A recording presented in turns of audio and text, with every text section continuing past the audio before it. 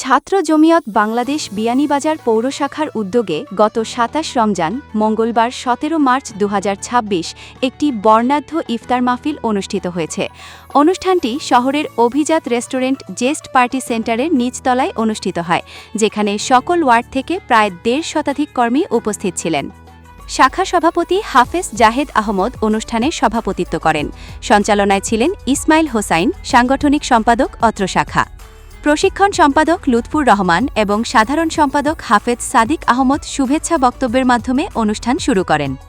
প্রধান অতিথি হিসেবে উপস্থিত ছিলেন জমিয়তে উলামায়ে ইসলাম বাংলাদেশ বিয়ানীবাজার পৌর শাখার সভাপতি মাওলানা মুজিবুর রহমান, পাশাপাশি সহসভাপতি মাওলানা মাহমুদুল হাসান, সাধারণ সম্পাদক হাফেজ আবদুল্লাহ এবং যুবনেতা আবদুল্লাহ আল মামুন বক্তব্য প্রদান করেন। শেষে মাওলানা দিলাওয়ার সাহেব, দপ্তর সম্পাদক, মাহফিলে দোয়া পরিচালনা করেন এবং অংশগ্রহণকারীদের ঈদের শুভেচ্ছা জানান। ছাত্র জমিয়ত বাংলাদেশ বিয়ানীবাজার পৌর শাখার উদ্যোগে ধারাবাহিক কার্যক্রম হিসাবে এবং পবিত্র রমজান মাসকে সামনে রেখে ইফতার আয়োজন করেন।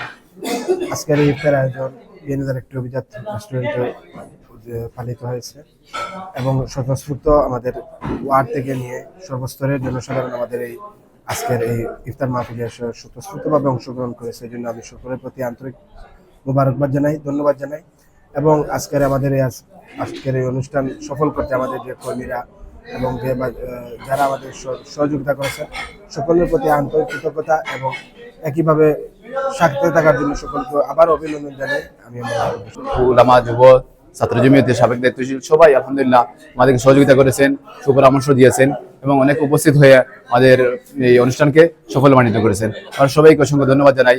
আমাদের ওয়ার্ড শাখার কর্মীদের নিয়ে ইফতার মাহফিল আলহামদুলিল্লাহ খুব সুন্দরভাবে সমাপ্ত হয়েছে।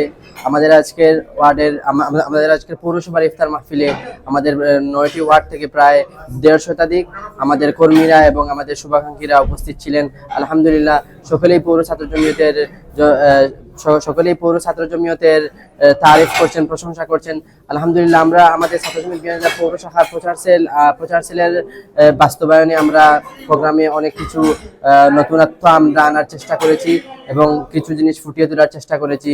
বিশেষ করে জুলাই আন্দোলনের কিছু চিত্র, আমাদের ছাত্র জমিয়তের, এরপরে এই যে আমাদের ১৩ সালের কিছু চিত্র, এগুলো আমরা ফুটিয়ে তোলার চেষ্টা করেছি যতটুকু পেরেছি আলহামদুলিল্লাহ।